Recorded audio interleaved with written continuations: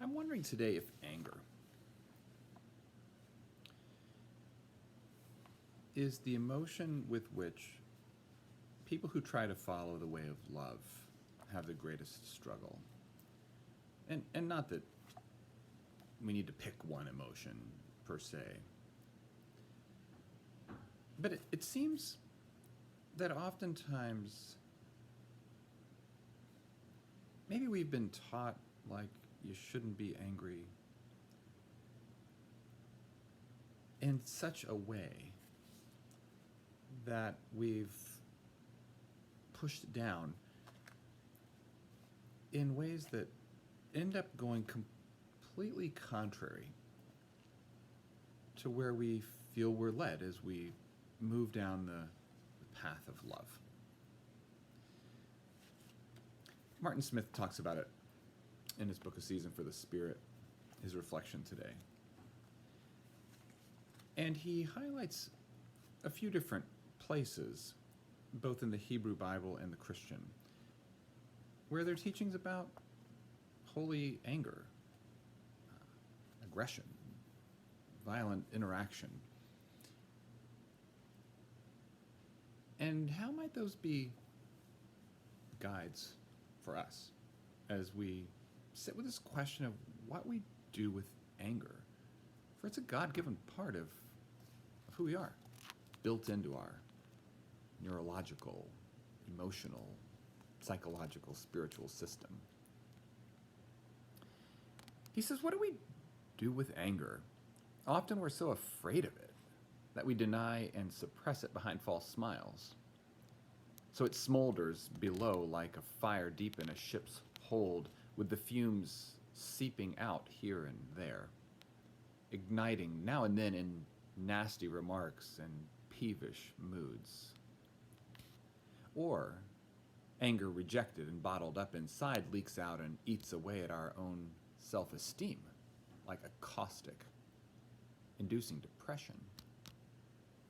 We endow others with our unlived aggression.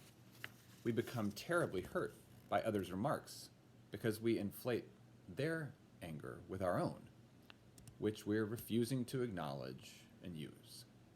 Or we allow anger still disconnected from the love of God poured into our hearts to grab the reins and drive us in this direction and that, trampling others down the way. Religious people driven about by unhallowed aggression must often justify themselves, giving the name righteous indignation to these excursions. So he goes on to say, we must love our capacity to be forceful. We must love our aggression as God loved and loves it in Jesus. First, it means honestly expressing in prayer what actually does arouse our anger. Like, could we do it? Try to be honest about what gets our anger up.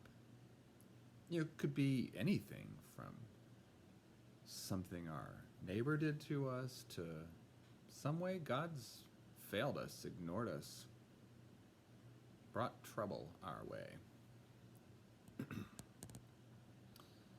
It's a humiliating and messy business, he says, because it compels us to recognize two different things. First, how much energy we expend smothering the rage caused by past injuries, pretending that it was nothing really, and that we have no need of healing and consolation of God. And second, we have to acknowledge the extent to which we pervert and trivialize the God-given energy of aggression.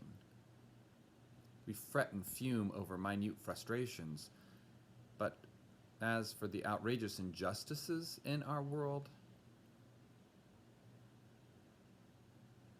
in the church, and in our local communities, those cry out before God for correction, and we feel almost nothing beyond a vague sense that there's nothing I can do about it. A passionate God tries to stimulate and recruit our passion, and we resist by numbing and dissipating it. The absurdity is that we think we're being penitent as we confess to God in our prayers that we've been angry, when our real sin is our dogged refusal to let the Spirit arouse our anger in the causes of love and justice. What's your history with anger? What are some of its sources in your life? What have you done to express it in ways that have been engaged, faithful, or loving? And what are ways you've suppressed it? What have the caustic effects of that been? So perhaps as we find God in these times of COVID, today, March the 5th, we can sit with this question of our relationship to anger